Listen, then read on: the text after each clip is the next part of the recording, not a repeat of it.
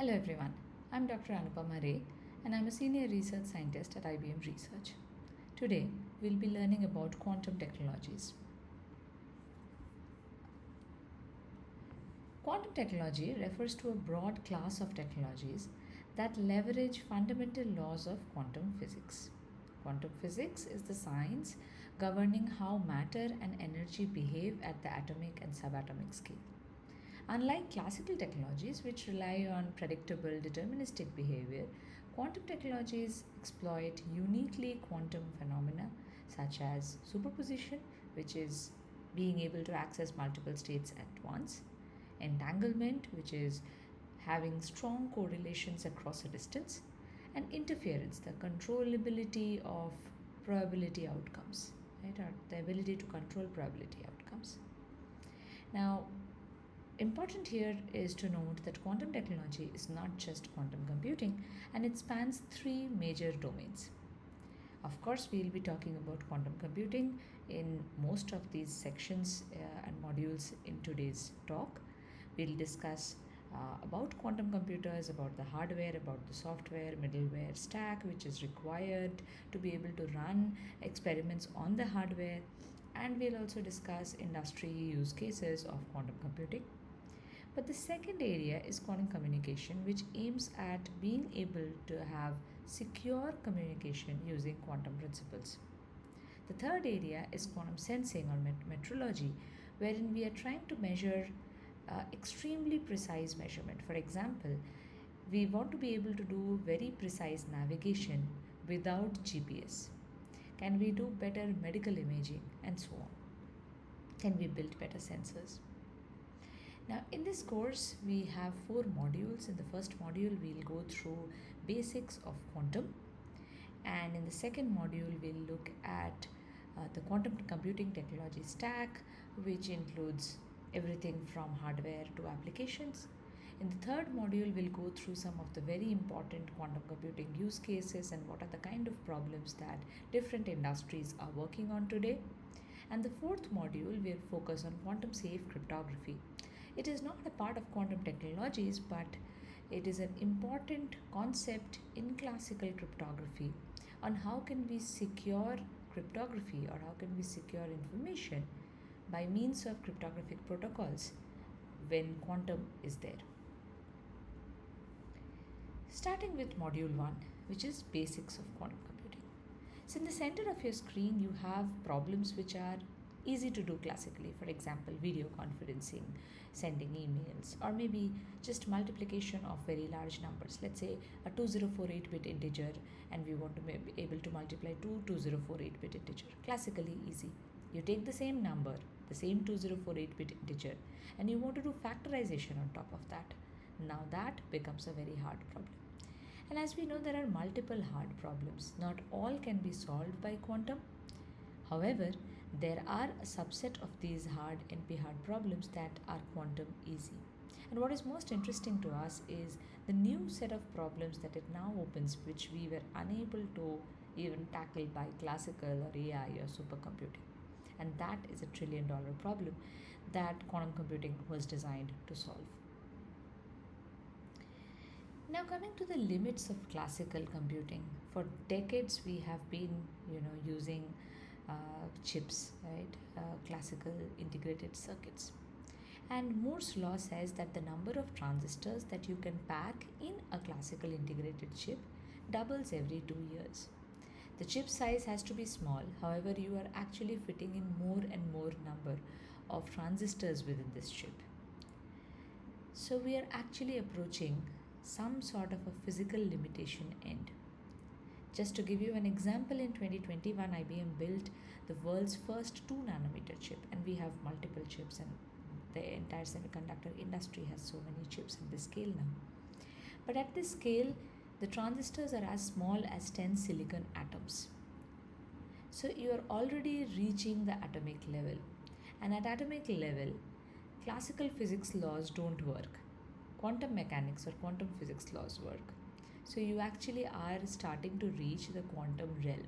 And you need to be able to understand quantum to be able to use or do modification or do computing on top of those chips.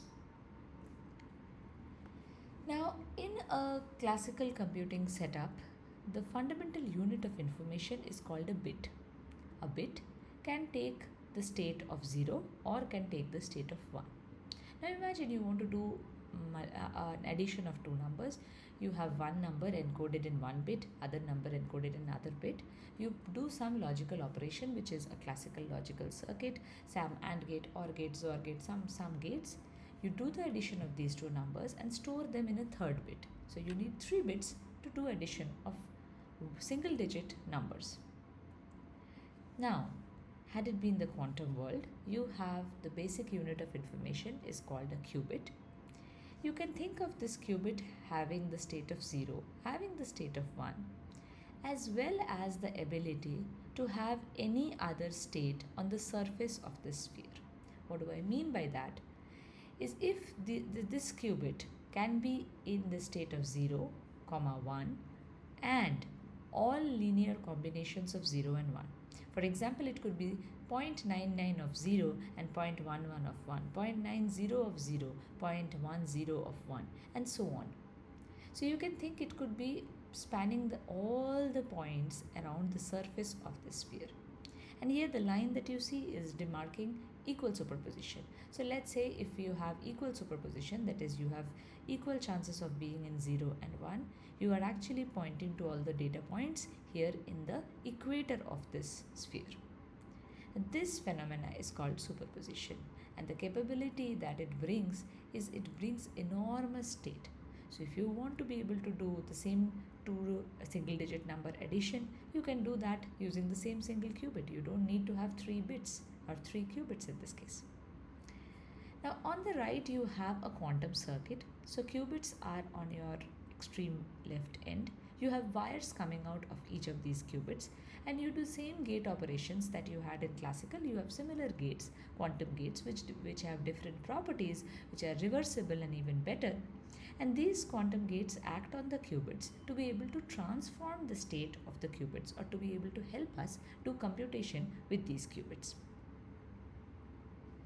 Now, some of the key quantum phenomena, and this is not all of the quantum phenomena, but these are some quantum phenomena that we don't see in classical. What are they? The first one is superposition.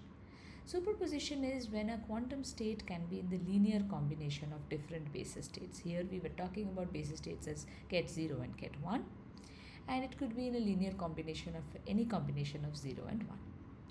Now, whenever we try to measure a qubit, it collapses to either of 0 or 1 with a certain probability. So this is a very important feature.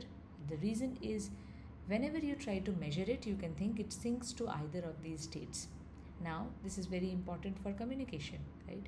That if someone is trying to eavesdrop your signal, it is going to, because they're trying to do a measurement, it is going to land up in either of these states, and that exact quantum state that it was before, that will be destroyed.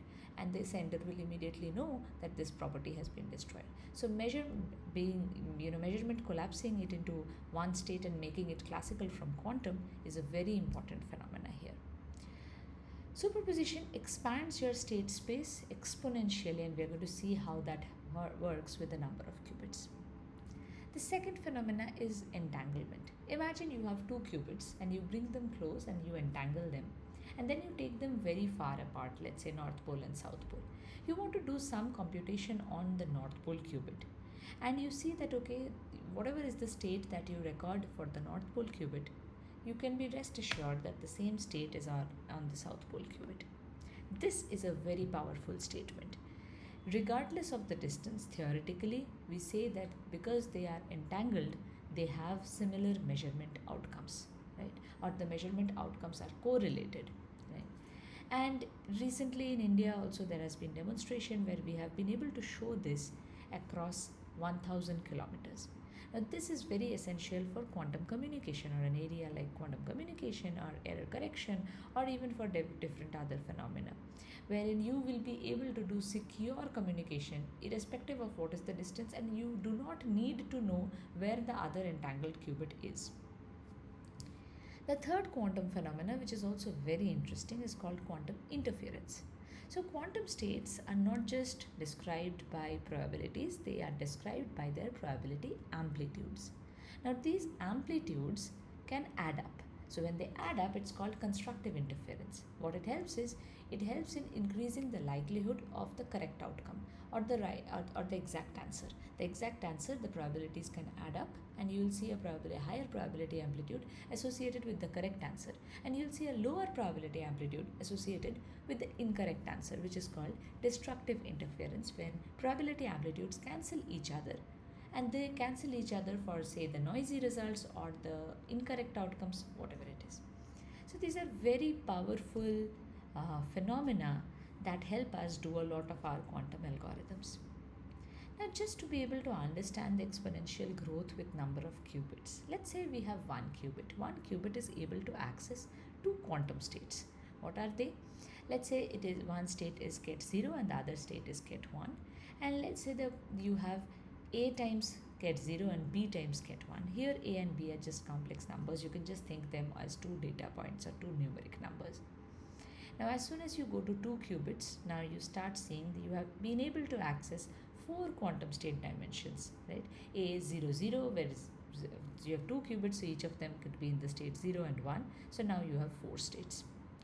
Now you go to 3 qubits, and you actually now are in the realm of 2 to the power 3, which is 8 quantum states, right? And so on goes the ability to access more and more states. And if you just scale it to n qubits, you reach a very large state space, and that is the power that one single qubit can theoretically bring, right? So if it is 127 qubits, which is roughly, we have a lot of IBM quantum devices which were in the order of 127 qubits, this is the state dimension that this 127 qubits can help us reach, which is a very, very large dimension. And just for example, I'm showing you 2 to the power 75, 2 to the power 275, which is, a significantly larger state space dimension than the number of atoms in the observable universe. So you are using all these information in just 275 qubits. Now, why is this important, right? So we'll be talking about a lot of applications where we'll be talking about molecular discovery, material discovery. Can we do things for healthcare life sciences like drug discovery? Can we come up with new materials? And it is important to be able to understand these molecules. It is important to be able to predict or simulate these molecules, or what kind of energy they need to go to the next level, to trigger, say, a chain of reactions and so on. Now let's take an example of a simple molecule, which is caffeine. Now, in order to understand or approximate one single caffeine molecule at a single instant of time in classical computers, we need somewhere around 10 to the power 48 classical bits. 10 to the power 48 classical bits is roughly 10% of the total atoms in Earth. So you are saying that 10% of the total atoms we'll be using just for this one single molecule of caffeine computation. That is not really, possible or logical. However, you could have done the same thing just with 160 logical qubits. Now, we come to module 2, where we talk about what is there in the quantum computing stack, or what we mean when we say we have to build quantum computing hardware, software, and so on. I'll take the example of IBM Quantum Roadmap. And IBM Quantum, at our mission at IBM Quantum, is to bring useful quantum computing to the world and to make the world quantum safe. And these two things will be covered here in module 2 and in module 4. This is our roadmap. It is a public roadmap. We released it in very early, and this year, just the 4th of May 2026, marks 10 years of IBM Quantum being able to put its quantum devices on cloud for access to everyone around the globe 24/7. I'll use these roadmap charts to explain the entire quantum computing stack. Typically, the quantum computing stack starts with the quantum hardware, which you see here in this bottom black layer. We have been building multiple devices at IBM, and you'll see that, at whatever number of qubits or number of gates we are being able to operate reliably on are given here. On top of that comes the middleware layers, or the layers that help us use this quantum hardware efficiently. There are things like Qiskit runtime, dynamic circuits, error mitigation, which actually help us on how can we use these circuits without the overhead of the user or the application researcher to understand the actual quantum physics running behind the hardware. Right? They can still put their workloads without even knowing what will actually run on quantum, what needs to run on classical. And Qiskit runtime can take care of which part of the workload needs to run on quantum, which part can still run on classical because it's classically more efficient. And together we run these kind of workloads, and that's why we call it quantum centric supercomputing, where you would have hardware from quantum, you would have hardware which could be your classical resources like your CPUs, your GPUs, it could be your AI infrastructure. And together with all of these hardware, you can build, and even with HPCs or supercomputers. Now, when you start working on with HPCs or supercomputers, you need a bunch of things. For example, you need plugins for HPCs, you need a C API, you need a bunch of profiling tools, and a lot of resource management tools, which are also here in the middleware layer.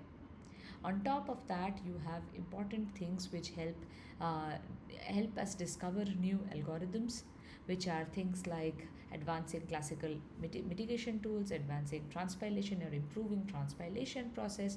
Transpilation is the step where you actually take a quantum circuit and you are being able to run that quantum circuit on your quantum computer. You can think of it as similar to classical compilers. We have something called transpilation in the quantum world. On top of that, you have functions or you have algorithms, and you have Qiskit doing all these layers for you as the software development stack. This is our innovation roadmap, and just to stress more details on the hardware innovation and the software innovation, you would see that in 2016 we had put in the smallest 5 qubit quantum computer on cloud. The aim was not to show that okay, we can create a quantum computer, but the aim was to show the world that everybody can access a reliable quantum computer that will not break in. So you have it accessible to you 24/7 around the globe. Anyone can come in and access it via cloud and be able to run their experiments, and theoreticians can become quantum experimentalists with this particular approach. And at that point in time, there was no other quantum computers that was available uh, beyond a lab where people could actually touch, feel it, or use or run any experiments on it. From there, we have come a long way. In 2022, we released a chip called Osprey, which had 433 qubits. And in 2023, we released Condor. Condor processors has 1124 qubits. So we know how to scale or how to put in more qubits in a single chip. However, with Condor, we saw that the error rates were increasing, and it is important to have very low error rates. So what we have been working on, and you would see a lot of Heron processors, which are smaller processors, which have 156 qubits. However, each of these chips having 156 qubits, multiple such chips connected via quantum connections and classical communication channels. That is the way to scale it to a large number of qubits, however, keeping the error bar significantly low. We have also been able to show a new architecture which we called Loon, which has these C couplers and are sort of the core modules for fault tolerant quantum computing. When we say fault tolerant quantum computing, what we mean is there would be still some error. It's not completely noise free machines, but we know the kind of thresholds, and they are at the kind of thresholds of errors that we are working on. On top of that is the software innovation layer, wherein we have been putting out Qiskit. We have Qiskit runtime, we have several application modules like optimization, quantum machine learning, quantum simulation. We have quantum serverless. We have a lot of AI plus quantum, wherein you can use AI enhanced circuit transpilations or circuit manipulation mechanisms. You can use AI tools for say Qiskit code assistant. You have a lot of HPC quantum integration, and in fact last year in 2025 we were able to demonstrate a real-time error correction decoder, which was much ahead of the planned time. We had hoped this would be done by 2026 November, but we could do it way earlier. Qiskit is the open software development toolkit. It is completely open source. At the quantum information level, it has a bunch of things and bunch of tools. For example, you can run quantum circuits. It has a lot of transpilation algorithms. It was written in Python, but it internally uses Rust. That's why it brings in a lot of stability and huge performance gains. It can work across different types of devices, of course, including IBM quantum devices. It works seamlessly with high performance computing or supercomputing kind of infrastructure, and there's a lot of things that we have on top of Qiskit which are primarily for quantum use cases or algorithm researchers. That brings us to module 3, which is for quantum use cases. In 2025, we celebrated 100 years of quantum mechanics. So, quantum computing is already in the second revolution of history. But what did we achieve in the first revolution? The first quantum revolution gave us transformative technologies like lasers, MRIs, solar cells, transistors, atomic clock, LEDs, discovery of new materials, and so on. And all of these emerged from the understanding that nature is quantized. Energy, momentum, position, all of them have discrete values, or all of them at the fundamental limits can be quantized. Now, putting an estimate to the value produced is very hard to do, because you all know the kind of impact these kind of devices or these kind of technologies have brought to humanity. Now, what are the second generation problems then? What kind of problems do we expect now to do? And just to give you guys an example, I have put in an example of a very recent work. This work actually started in 2023 when a new algorithm called sampling based quantum diagonalization was proposed, and it is very useful for a large number of quantum simulation problems and even for other kind of problems. They have applications in chemistry, they have applications in healthcare, life sciences, applications in high energy particle physics, and so on. But what exactly are we doing here? So forget the nitty-gritties of the algorithm, but what I mean to convey to you via this slide is, if you were using the classical exact method, you would require a humongous amount of memory.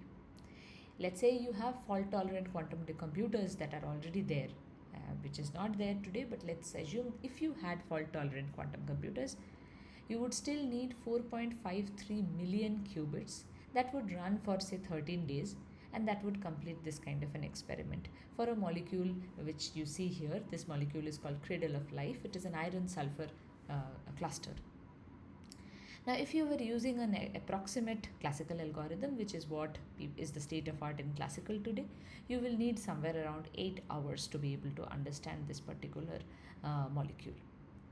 However, if you use a variational quantum eigensolver, which is another hybrid quantum classical algorithm, which is not fault tolerant, and assuming that you do not have a fault tolerant quantum device, that is going to run fast but still take say 300 years to converge. So I will run the experiment, but I won't be alive to see the results of that experiment. However, this algorithm, which we were proposing in 2023, sampling based quantum diagonalization, just changed the game here. This is a quantum centric supercomputing algorithm. This runs on a quantum computer for just 12 minutes using 77 qubits for this molecule, and it takes 1.5 hours of classical post-processing time on a supercomputer, which was Fujitsu's Fugaku for this particular experiment. So in under 12 minutes of a quantum processor time, and a total quantum plus classical time is still under 2 hours, you are being able to understand an algorithm or understand a molecule which was considered one of the very important molecules, a very hard molecule, and this is at a realm of 77 qubits.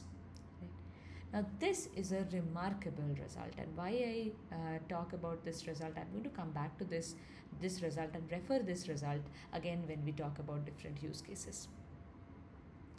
Now, there are other problems, and typically we bucket quantum computing applications in 4 buckets. The first one is Hamiltonian simulation, where we know quantum computers can be used for computations for chemistry, material science, high energy physics, condensed matter physics, and so on, where we can simulate these quantum mechanical processes and understand what is happening there. The second one is optimization. So there is a large number of optimization problems which are classically very hard, and can we do them significantly better by means of using the same quantum phenomena that we discussed earlier, and actually apply on them.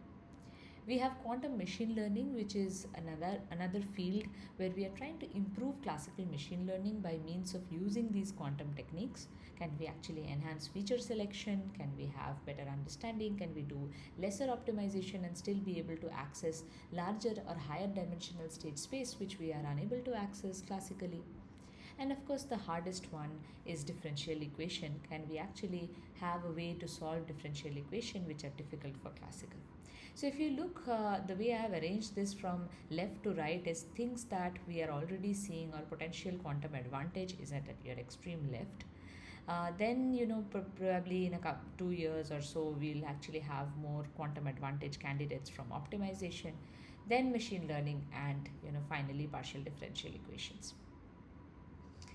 If you look at different industry sectors, we have the same four bundles that you can actually now map into different industry sectors. For example, aerospace, automotive, chemicals, electronics, semiconductors, energy, financial services, healthcare, life sciences. And I've listed a couple of applications in each of these sectors. This is by no means a holistic list, but just to give you all an idea of what are the kind of problem statements each of these industry sectors are today working with quantum. Now, I've listed a couple of very interesting papers which are towards quantum advantage. For example, this is a work with Boeing where we were looking at material discovery. Can we actually come up with a better material for building the body of the aircraft now, which is corrosion resistant, because corrosion actually leads into a lot of the maintenance cost that these industries, the automotive or the aerospace industries, deal with. Now here you can actually think of another very cool problem, which is hypersonic planes. So imagine being able to travel from New York to Japan in 2 hours, right, at a speed of 5 Mach. That is not yet possible, although you see that in movies today. That is not yet possible, and the reason is the kind of materials that we use today for building the body of aircraft, that is going to immediately start melting when we reach that high levels of atmosphere, right? It's going to immediately start to melt at those temperatures, at the pressure, at the wind pressure, the kind of humidity that we now expose. So there is a need to build better materials. The second one is from Cleveland Clinic, which is a pharma relevant problem where can we actually simulate these supermolecular interactions. This will actually help us do better drug discovery and so on. The work with Moderna is primarily on predicting mRNA structures. mRNA is one very notorious structures, and can we predict these structures better? And we have multiple such examples in finance. There was a lot of buzz that HSBC created when they were able to do with quantum machine learning. The kind of bond prediction was 34% better than with any of the classical state of art. Which shows that these quantum algorithms have a significant superiority. And this experiment was done not just once on a quantum computer, it was done for 3 or 4 months on the same quantum device at different times of the day, because the noise levels can vary, and at different quantum devices. And these results that we mention here are an average of all the runs across different machines and the same machines at different times of day. So a huge number of experiments just to validate whether what kind of results we get are actually reliable. I've also put in a couple of other industry sector based use cases. For example, in quantum machine learning, we have been doing work with CERN and now with some other Indian laboratories where we are trying to find notable events in space, do rare event detection, do predictive maintenance, fraud detection with quantum machine learning. Fraud detection and anomaly detection is also something very important for the financial services, and where we are looking at multiple optimization problems like portfolio optimization and credit risk prediction, or asset optimization, algorithmic trading. Anti money laundering again is a QML kind of problem in financial services. There's a lot of simulation problem, as I mentioned. In chemistry, we have problems. We have problems in material discovery, like discovering new battery materials, discovering OLED materials or LED materials, or simulating complex interactions from high energy physics. We have problems in the space of energy or utility sectors, where we are trying to look at how can we reduce emission, do reservoir development. There are a number of optimization problems, like for these EV. So you have these EVs, you have charging stations. How can you optimize the grid to fleet charging schedule, where to actually put the charging stations? It's the same problem, same similar optimization problem for the network communication network providers, that where can they set up their towers, because they don't want to have it too close. However, you want to be able to optimize that as well. There are a number of optimization problems, for example vehicle routing, and with just a very few number of vehicles or very few number of ships, this becomes an immensely hard optimization problem for classical. There's a lot of global supply chain logistics, scheduling optimization problem. And of course, there are very difficult problems in healthcare life sciences, quantum chemistry, quantum physics. They are all very related problems at an algorithm level, but at an application level, in healthcare life sciences, you want to be able to understand genomes, you want to be able to do multi-omics analysis, you want to be able to model when the drug enters the body, what is the cellular pathway it takes, because you would have heard this often that there are patients who did not actually or cancer patients who actually died because of some other problem that was a result of chemotherapy but not actually of cancer, right? So we want to be able to see whether what kind of drugs we are passing or what kind of therapies we are doing, and what is the pathway of that therapy, what is that therapy leading to, what can we do better. And this is very case by case, so it's a very hard problem, right? There's a lot of problem in protein structure prediction, which is very important for drug design, right? And what kind of molecules can be used for what kind of protein or what kind of virus, so that it binds it very well and can be actually an optimal drug for this kind of a problem. There's a lot of virtual screening work and treatment adherence, wherein you want to be able to understand whether if the patient adheres to this particular treatment, how long and what is the duration of the treatment, the planning that would be required, and so on. Now, just to sum up here, I mean, I have put in a lot of important details, but if you are working in problems which are under, say, 20 to 30 qubits, I would say your laptop or your classical computers can do it well enough. As soon as you go to beyond 30 qubits and up to 48 qubits, now you start to require supercomputers. And when you go beyond 48 qubits, you will start to require that, okay, I need to be able to connect all the supercomputers on Earth, and that is the kind of computation power that I need to now work. And that is the kind of space where you really need quantum computers, because you cannot simulate these things any longer in classical computing. So somewhere around 50-54 qubit onwards, you cannot do things classically, and you have the only thing that you can do is via means of actual quantum computer.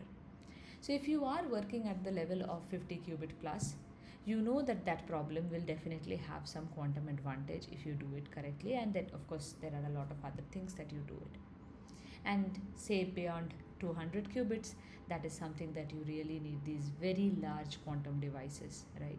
So at about 100 qubits, you would need a supercomputer which is 10 trillion times larger than Frontier to represent its states.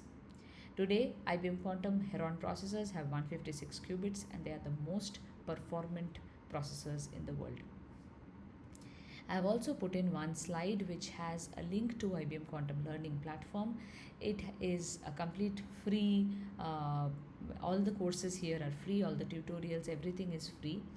If whoever is interested can go in and go through the courses. There are 20 plus courses, 30 plus tutorials. There are a lot of curated paths for people in business, for people who are doing entrepreneurship, or for people who are wanting to become actual technical experts, say in quantum computation or quantum information theory, or in quantum application, or in quantum error correction. There are dedicated curated paths and courses that have been designed for real world use.